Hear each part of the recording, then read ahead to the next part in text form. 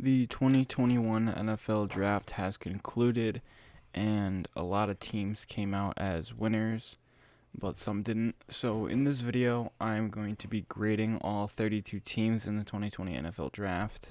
So, a disclaimer, I am ranking the first to third rounds much higher than I am the fourth to seventh.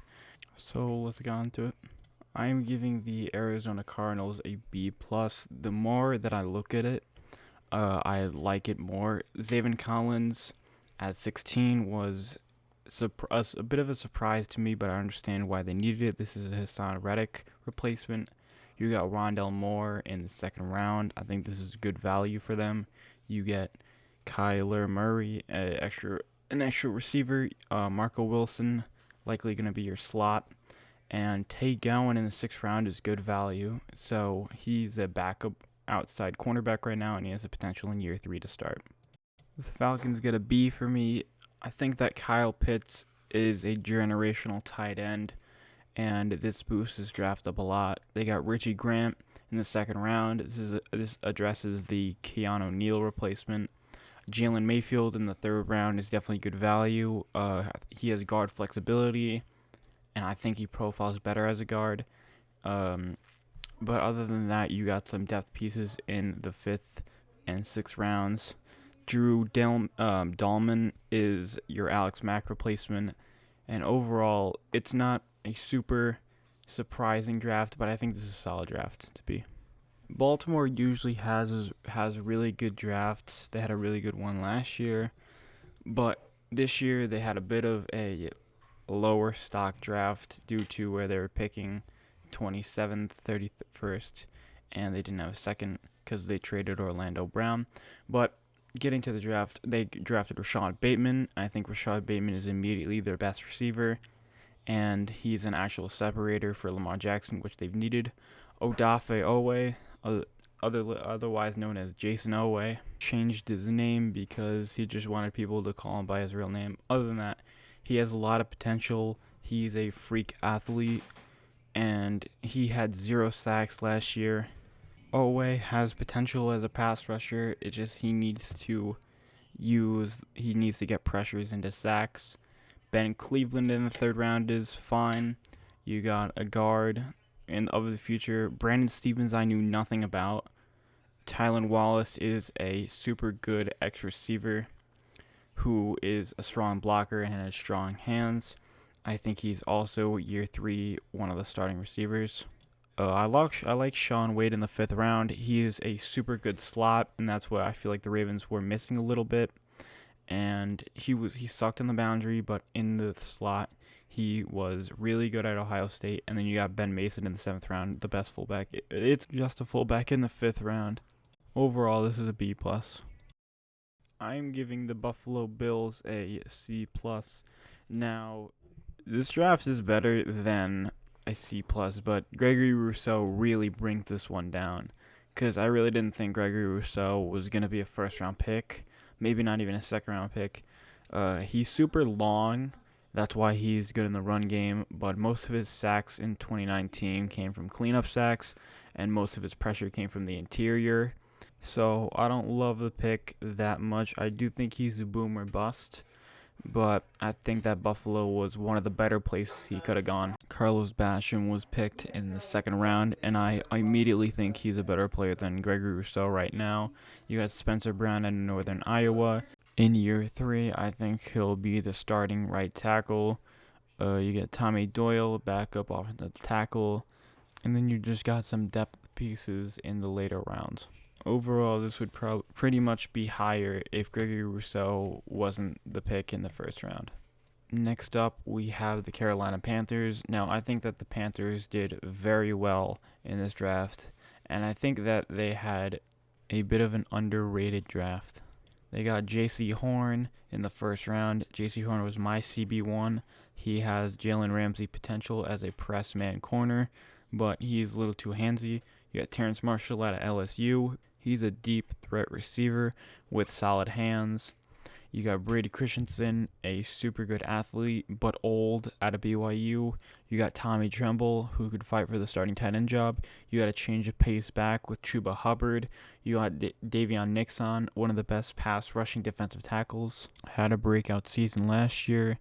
You got Deontay Brown in the 6th round, who is going to be your big run blocking guard. And then you got some other good players in later rounds. Now, this is definitely A to me. This draft was super solid. Maybe I'm giving this not an A plus because they traded for Sam Darnold, who I'm not too high on, and they could have drafted a really good quarterback at 8, but they chose J.C. Horn, who is a really good quarterback. But overall, this is an A draft, and you could sell me on A plus. I'm giving the Chicago Bears an A. I'm giving them an A because they traded up for Justin Fields, who was my number 3 quarterback, who fell to 11. They got Tevin Jenkins in the 2nd round, who I thought was a 1st round pick. They got Khalil Herbert, backup running back. They got some other guys who didn't really stand out to me. But overall, this is an A because Justin Fields and Tevin Jenkins really carried this class. Maybe not an A plus because they did trade a lot to get to. They traded up for both of them. They gave up a 1st and I think a 3rd and then some other picks and a 4th. So they gave up a lot to get these 2 players, but they're really, really good players.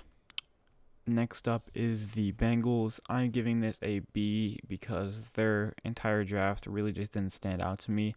I think they really should have went offensive line with the 5th pick because Joe Burrow's head is going to be served on a platter this year. But they went Jackson Carman in the 2nd round. Now, Jackson Carman, to me, is just raw, who profiles more as a guard. And in the 2nd round, he is a developmental player. I think it was just too high to take him. I like Joseph Ossai in the 3rd round. He is your Carl Lawson replacement, and I think that Joseph Ossai was a bit underrated in this class. He is a good pass rusher. You got Cameron Sample out of Tulsa. This is like a solid pick, probably more of a defensive tackle. And then other than that, they went with just players that I didn't really do too much and I didn't hear much about. Didn't do too much study on these guys, but I assume that they're going to be depth pieces. But hey, they got a kicker in the 5th round. Jamar Chase is still a really good receiver.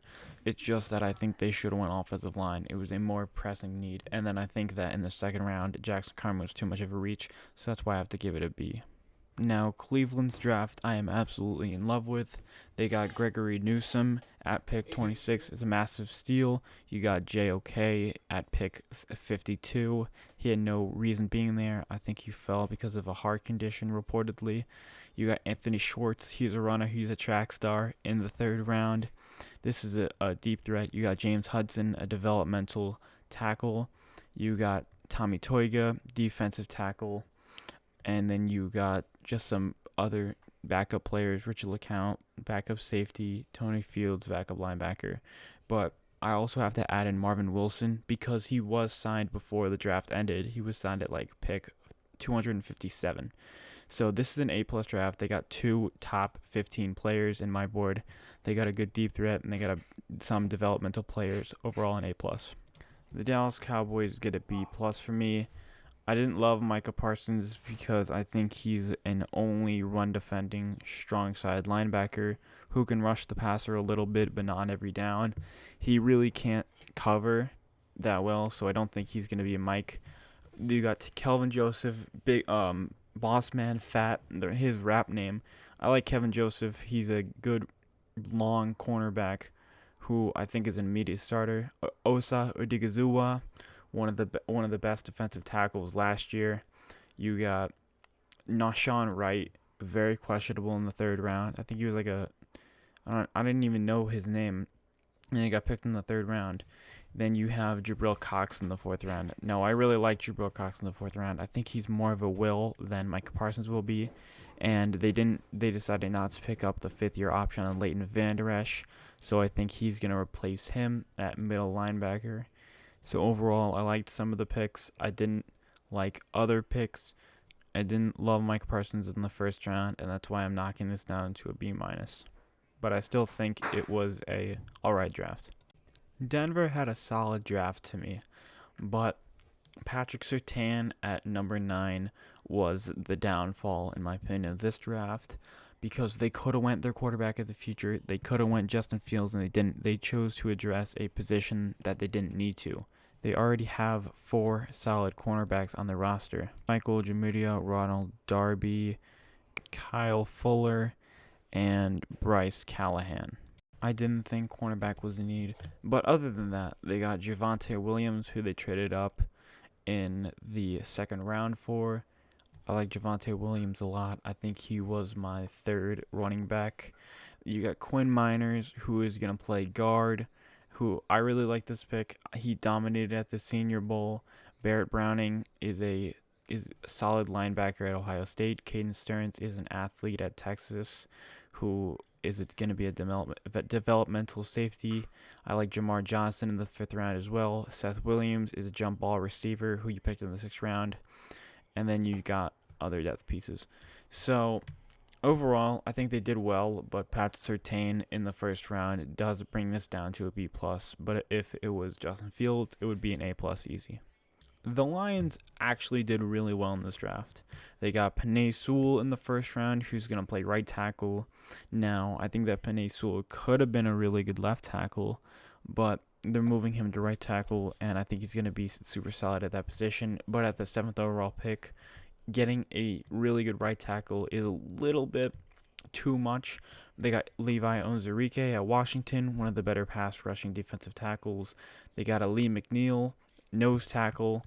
You got Ifeatu Melifonwu, who is a long cornerback at Syracuse, who I think could be a starter right away or at year 2. They got Amon-Ra St. Brown, who's going to immediately go in the slot. And then you got some other depth pieces. Derek Barnes, linebacker. You got Jamar Jefferson, backup running it back. So overall, I think they did solid. Penei Sewell is for right tackle is a bit much at the 7th overall pick, but I still like it. I think they addressed needs at defensive tackle, at cornerback, and at slot receiver. So overall, they had an A- draft for me. The Packers get a B in my opinion. Now, Eric Stokes is a good pick at 29. Now, people are going to say that they should have went receiver here, but I think that if they were going to go receiver, they should have gone Elijah Moore in the slot, but they got Eric Stokes, who is a scheme fit, who is the cornerback that they like, a bigger cornerback who can play press man.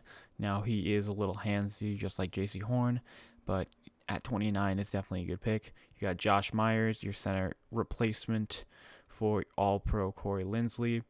Now, Amari Rodgers in the 3rd round is definitely good value, especially for a slot receiver. Royce Newman is a good pick in the 4th round.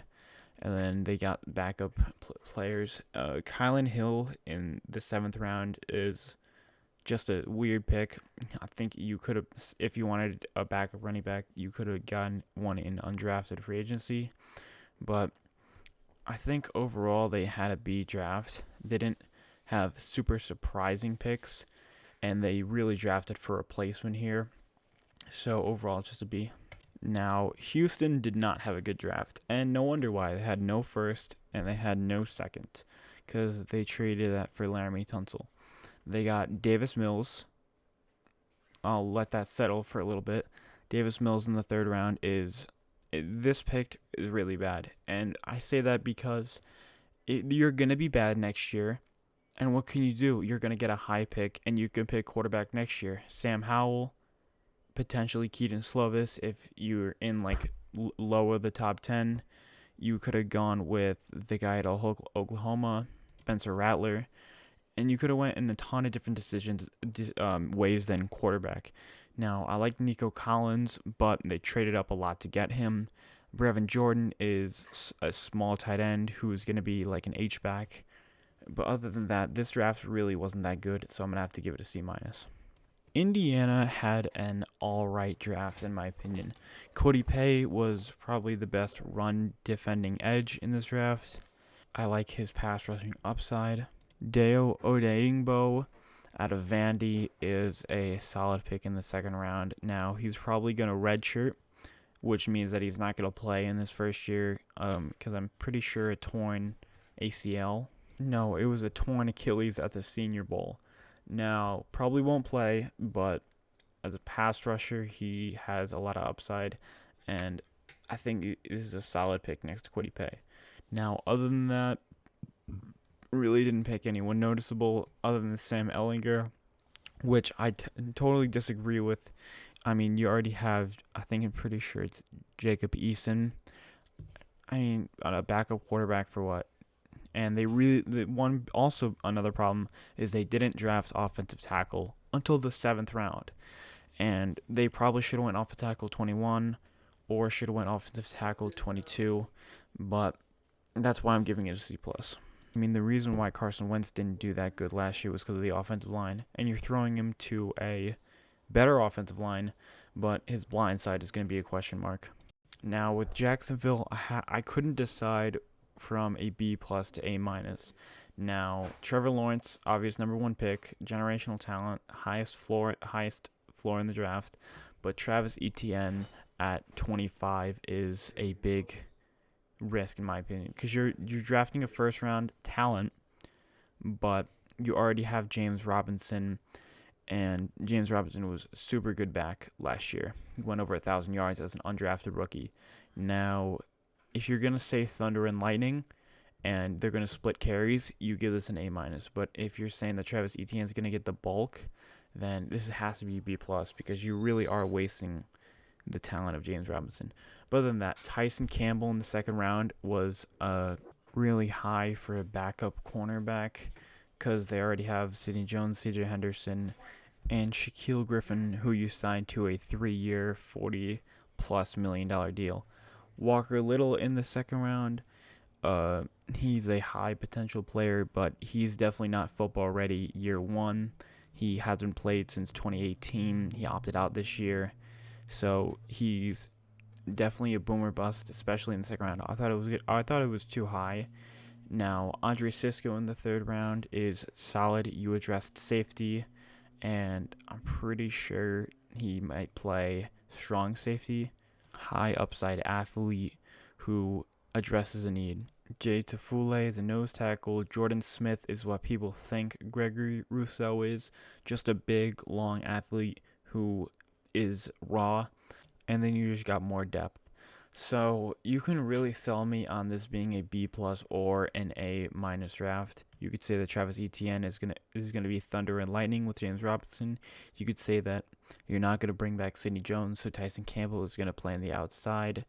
And you could also sell me that Walker Little has super high potential, and that due to his size and potential, he's gonna be your starting left tackle in the 2nd year. So you could sell me on either way, but I still think that they did have a solid draft and addressed a lot of their needs. The rich really do get richer. Kansas City had an A minus draft, and I think they really did have a good draft. Nick Bolton, super solid pick at 26 in the 2nd round. He's immediately one of your best linebackers on that whole team. Good run stuffer and a really good tackler. You got Creed Humphreys at 31, who really had no business being there. Centers really didn't get a lot of love this draft. Creed Humphreys probably is your center year 2 or year 3 since Austin Blythe is on a 1-year contract. You got Noah Gray, who is going to be back up to Travis Kelce, but maybe his heir. And then you got Trey Smith, who is one of my steals of the entire draft. He fell due to blood clots, but I think he still really, even with those blood clots, was a 3rd round, 4th round talent. And they stole him in the 6th round. So I think they really had a solid draft. I'm giving this an A minus. I'm giving the Chargers an A minus. Now, Rashawn Slater was my steal of the 1st round. I absolutely love this pick. You're protecting Justin Herbert, and I thought Rashawn Slater was a top 10 talent. You got Asante Samuel Jr. in the 2nd round. Now, cornerback was definitely need. They lost a lot of their cornerbacks over the last 2 years. And then you got Josh Palmer, backup receiver. You got Trey McKitty. This is your Hunter Henry replacement. And then you just got some other backup players who I didn't do a lot of study on and I think are going to be majority depth pieces. But I'm giving this an A minus because I'm rating Rashawn Slater and Asante Samuel so highly because I thought they were big steals for the position that they got taken in. I'm giving this an A minus. Now, the Rams did not do good in this draft. Tutu Atwell in the second round was definitely a reach. He plays at my height and my weight, around 5'10", 160 pounds, but he's a really only deep threat. He ran only go routes. You got Ernest Jones, linebacker, backup linebacker most likely. And then who else did they really get? I mean, looking at the names, I didn't know a lot of them.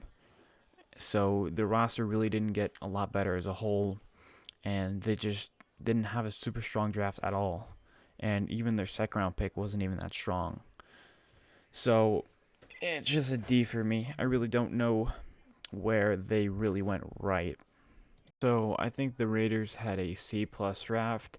They had the most surprising pick of the first round with Alex Leatherwood, who I think the majority of people didn't have going even in the first round. Nevertheless, top 20. And he's probably going to play right tackle since they announced him as it, but he profiles better as a guard. And if you wanted to go right tackle, you still had Tevin Jenkins on the board. If you wanted to go left tackle, which they didn't need anyways, but it's the Raiders, they could have went Christian Darrisaw. But other than that, they actually had a better solid draft in the later rounds. Trayvon Moehrig is a definitely good pick in the second round. He was the best. He was my number one safety. You got Malcolm Kuntz out of Buffalo. Now, I think he's going to be maybe a coverage outside linebacker. I don't really know his role. You got Divine Diablo, the best name in the draft. He's going to be a linebacker. And then you got some just solid depth pieces. Overall, I do think this is still a C plus because their first round pick was just really weird, but they did get better in the later rounds, like Trayvon Moehrig and Divine Diablo. So I just have to give this a C plus. So I think the Dolphins did very good in this draft. Jalen Waddle at 6 is a very good pick. Jalen Waddle is the most Tyreek Hill-like player in this draft. He's super good in the open field. He's fast. He's a really good catcher, and he was supposed to be the number one option before Devontae Smith, bursted up on the scene because Jalen Waddle broke his ankle. Now, you got Jalen Phillips at pick 18. Jalen Phillips has super high upside, but all his medical problems really did hold him to being a later first-round pick. But if he works out, this is definitely going to be one of the best steals of this draft. You got Javon Holland, who was my number 2 safety, and I think he was slept on because he was opted out and Trayvon Moehrig had a better year. So Javon Holland does meet a need. He is your essentially Micah Fitzpatrick replacement. Liam Eichenberg at the second round. He is going to be your Laramie Tunsil replacement. He's probably going to be your left tackle. And then you got Hunter Long, backup tight end. Now, I think Hunter Long was probably the least necessive pick that they could have went. They really didn't need tight end. They had Shaheem, and they also had get Mike Gesicki, who are both super solid tight ends. So I didn't think tight end was a need here. And then you just got some depth pieces. I've heard some pretty good things about Lymel Coleman, though. Overall, they did super solid. They got a high upside edge rusher. They got one of the best receivers in the class. They got Javon Holland, good safety. They got Liam Eichenberg, good offensive tackle. And of course, you got to he's from Notre Dame. Notre Dame offensive tackles tend to work out. And then you got some other depth pieces. Overall, A+ draft. Now, I also really liked Minnesota's draft class. They went with Christian Darrisaw at 23 when they traded with the Jets, getting 2 third-round picks and the 23rd pick in the process. They were originally at 14, and they got Christian Darrisaw. And I think at 14 they probably would have went with AVT, but they go with Christian Darrisaw on 23. This is a really good pick for them. I think he could have went way before, probably to the Colts, probably to the Raiders. In the third round, they got Kellen Mond. Now, if Kellen Mond works out, he's your quarterback of the future. So I think this is a solid pick, especially in the third round. You got Chaz Surratt, who I didn't know much about, but He's a good linebacker depth. You got Wyatt Davis in the third round, who I think is a really good pick actually. He was my offensive guard too. So you also got Patrick Jones, who I think is a high upside pass rusher in the third round, and you just got some pretty solid picks in the later rounds. Notably Jalen Twyman in the sixth round, who I think is a good pick out of Pittsburgh. He had some Aaron Donald comparisons, but those are not good. Other than that, they had definitely an A+ draft. They hit on the picks that they got from trades, and they just overall got pretty good. They got better as a roster and for the future. A+. The New England Patriots had a B+ draft for me. Mac Jones at 15 is you needed a quarterback. He was my QB5. It made a lot of sense at 15. He's a Tom Brady-esque player, except with less arm strength. He did play with the best receivers in the nation. He had a solid offensive line. He had a really good running back. So of course he's gonna look a lot better than maybe he was. There's a lot to nitpick about him. Not super strong arm. He has really good accuracy, and he is a leader, and a lot of people gravitate toward him.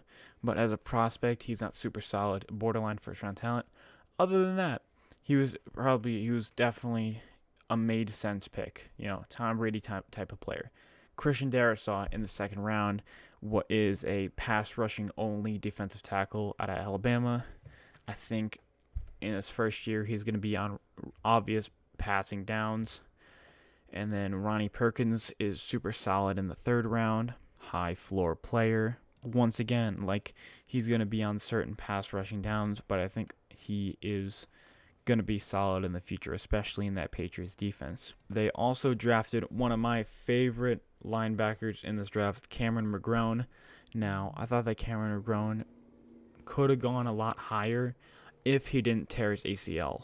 He tore his ACL at Michigan, and we don't know if he's even going to start for the first 8 games this year. But in the future, this is a really good pick, especially for the Patriots, who are known for developing good linebackers. And I think this is just a perfect place. This was a steal. First of all, it's also a perfect place for him to go. Overall, I think the Patriots did do well in this draft. I think that Mac Jones brings us down just a bit to me because he's not one of my favorite prospects, but I think we knew that he was going to go in this area, and they did really well in the later rounds. This is a B+. The Saints didn't have a super solid draft this year, and I think the big reason is because Peyton Turner, a lot of people didn't like because he wasn't a huge name that was brought up in a lot of conversations, but Peyton Taylor is still a really good scheme fit for the team, and he is a Trey Hendrickson replacement, and if Marcus Davenport can't work out, he's going to go in the starting role. Now, I really did think Peyton Turner was going to be available in the second round, maybe even the third round. So in the first round, it may have been a bit of a reach, but I still think it's a really good scheme fit. Now, with their second round pick, they needed linebackers, so they addressed it with Pete Werner. Paulson Adebo, I think, is a steal in the third round. He's a long corner out of Stanford. Richard Sherman, not gonna name that comparison, but I think he's super solid. He had good ball production too at Stanford. Now, Ian Book in the fourth round is questionable to me because you already have Jameis Winston, and Sean Payton really likes Taysom Hill, gives him a ton of reps.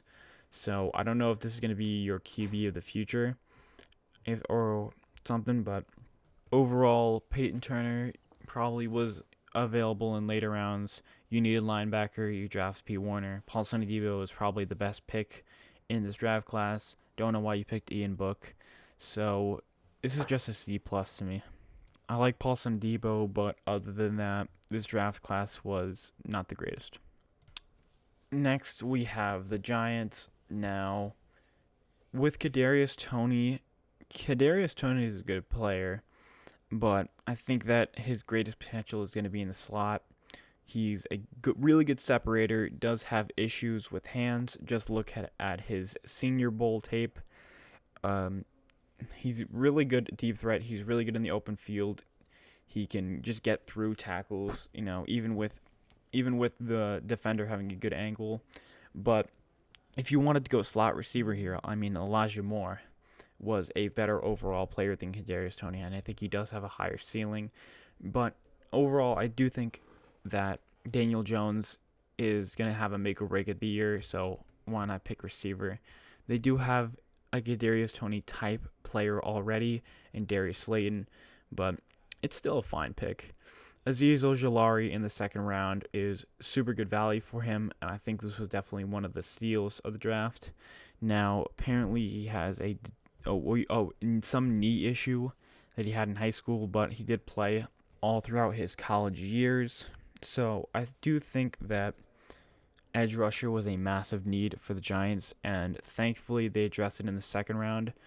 But with the first round, I think they probably should have gone edge rusher, but they do in the second round, so that makes up for it. Aaron Robinson in the third round is solid value for where he's going. I think he's a slot cornerback. You got Ellerson Smith, who I didn't really hear about much. He's just going to be another edge rusher. And then you got Garrett Brightwell, backup running back.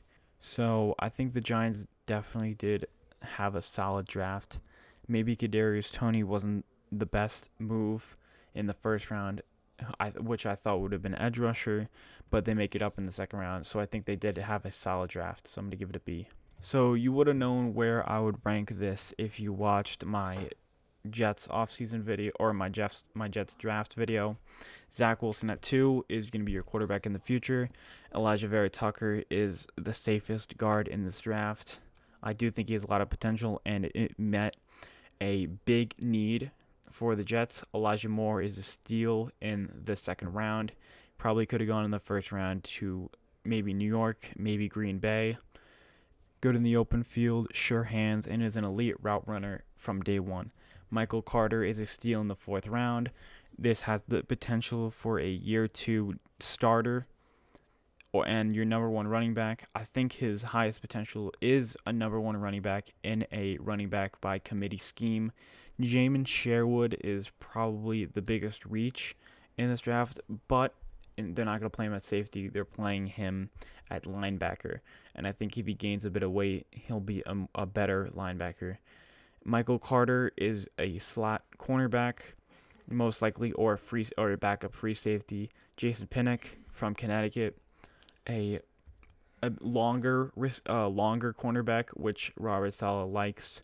I think he's going to be a backup outside cornerback. Hamza Nasirildeen was probably the best late round pick here. He's a hybrid linebacker who I think probably has the best chance from the 5th round to 6th round chance of being a gem. Now, he's super good in coverage. A lot of these guys are really good athletes. Brandon Echols ran a 4.32. Michael Carter ran a 4.32. And Jonathan Marshall is just an athlete at the wazoo. At my video at MathBomb, he had a 9.99 relative athletic score, and this is just defensive tackle depth. Overall, this is an A-plus draft. They addressed some of their biggest needs: quarterback, offensive guard, running back, slot for the future. They addressed linebacker. They went also as a cornerback and defensive tackle depth. They could have gone another offensive lineman, but they did address that in undrafted free agency. So overall, this is definitely an A-plus draft. I think that Philly did well this draft. Devontae Smith definitely was my second receiver, just because I think that Jamar Chase was probably a better prospect, with his size and his weight. But I still think that the Slim Reaper was an awesome pick, especially at 10. He won the Heisman, for goodness sake. He dominated every cornerback he went up against. Landon Dickerson is definitely a steal in the second round, and it addresses offensive guard, because Travis Kelce is getting older, and I think that Landon Dickerson is going to replace him when he eventually gets either traded or retires.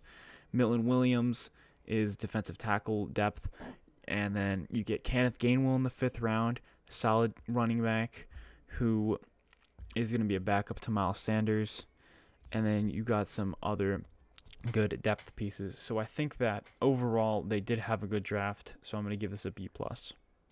The Steelers, in my opinion, did not have a great draft.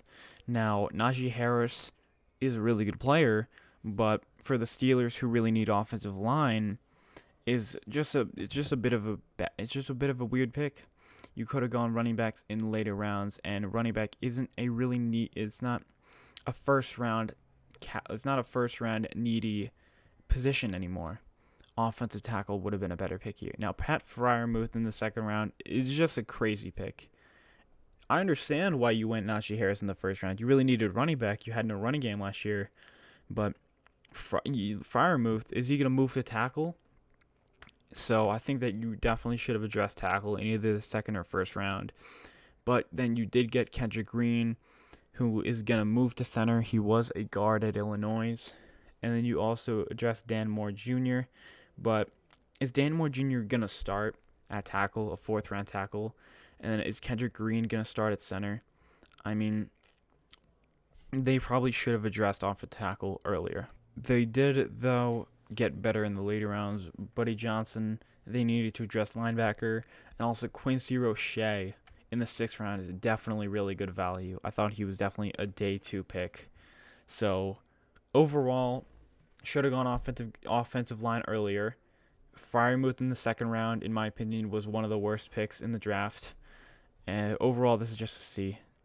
Seattle had 3 picks this year, mainly because they traded for Jamal Adams from the Jets, who had 0 interceptions last year, but he did have a lot of sacks and pressures. Jamal Adams is a glorified edge rusher. But other than that, they got Dwayne Eskridge, who I think is a good pick in the 2nd round. I think that Dwayne Eskridge really boosted his stock at the Senior Bowl. And I do like the pick for Seattle, but they still do have Tyler Lockett, who plays the majority of his snaps in the slot. So he might not even play that much year 1, maybe in a backup role, or if Tyler Lockett gets injured. Trey Brown in the 4th round is cornerback. They really did need secondary help.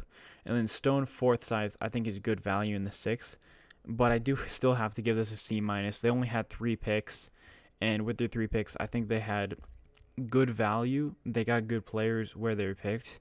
It's just that other than that, they just had a C- draft. They didn't have too much to bring home from the draft. Next is the San Francisco 49ers. Now, I think they had a good draft. They went with Trey Lance, thankfully, instead of Mac Jones. But Trey Lance was my quarterback 4. I think that Justin Fields, it has a higher floor coming out. But I still do like Trey Lance. I don't think he's going to play year 1, definitely not. And he might not even play year 2. He has a decent amount of adjusting to do coming from the FCS level to the NFL level. Big jump. You picked Aaron Banks, guard at Notre Dame. This is a good scheme fit, and I like this in the 2nd round. And once again, Notre Dame offensive guard. Where have we seen those names before? Quentin Nelson, Zach Martin. Trey Sermon in the 3rd round, I did not agree with, because you have Michael Carter in your grips. And Michael Carter would have fit the system, but he went to the Jets, and the Jets are basically the New York 49ers, because they're bringing in the same system from Robert Saleh and Michael Floor. They went Aubrey Thomas, cornerback, out of Michigan. They needed cornerback, and then they just picked some depth pieces. Now, Elijah Mitchell in the 6th round is just, why pick another running back? You already went with running back. So overall, I think that Trey Lance boosts this up to a B+, and they just had a little bit of questionable picks like Trey Sermon and Elijah Mitchell, but they made up for it with Aaron Banks and Trey Lance. The Tampa Bay Buccaneers really didn't need to get any players because they were already a really good team. They picked Joe Tryon, who is a speed to power type rusher, who also didn't have a lot of productivity in sacks at Washington, but I still do think he has potential, and I think for Tampa Bay, it's a solid pick. They already have Shaq Barrett. Now, Kyle Trask in the 2nd round is just a what pick. Like, Tom Brady's not going anywhere for 2 years, so he's not going to be able to play until maybe the third year, and that's if Tom Brady retires, which he might not. Robert Hainsey's a backup offensive tackle, and then you got some other players. So they didn't really need to get too much better, but I think that Joe Trine is probably the only a real addition to this team. So I am giving it a B minus, but they really didn't need to get so much better from the draft. I think that Tennessee did pretty well this entire draft. Caleb Farley is a really high potential player, but with injuries, really tampered him, and also that he's a pretty new corner, new to the position. He was a receiver that went to Virginia Tech, and then he transitioned to a cornerback. But his ball production is there. He's super good in man and zone coverage, and he fits the scheme as well.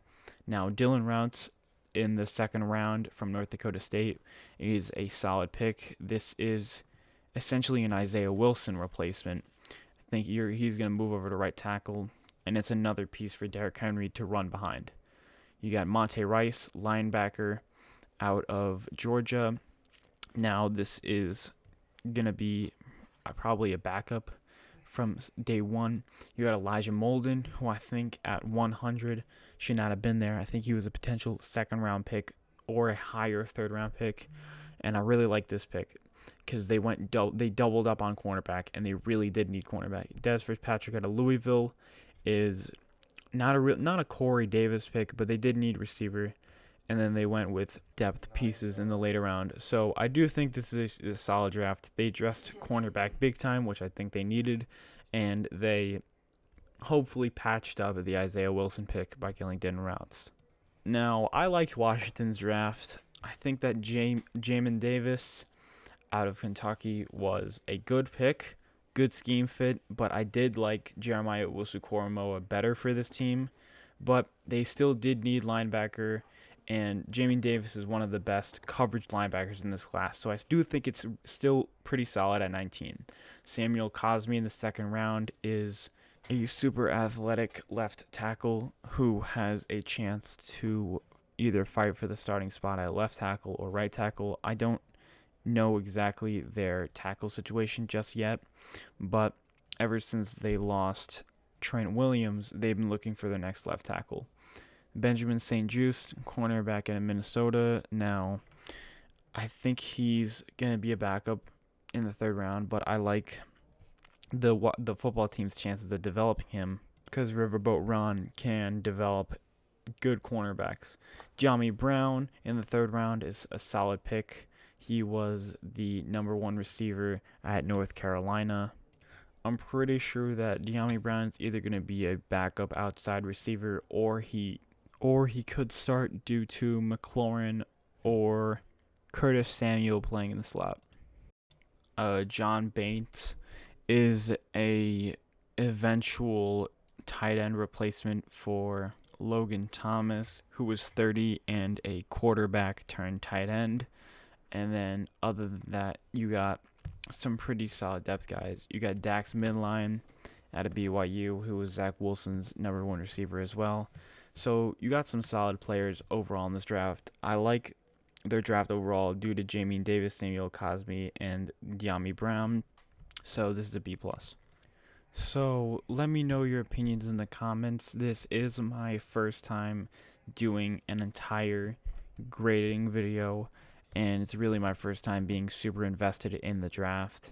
Now, I am going to make some mistakes. Some teams are going to have better draft classes in the end than the other. Some players that I'm not super high on could go over what I think their potential is. Some players that I'm super high on could not do so well. But like, subscribe, and comment your opinions. See ya.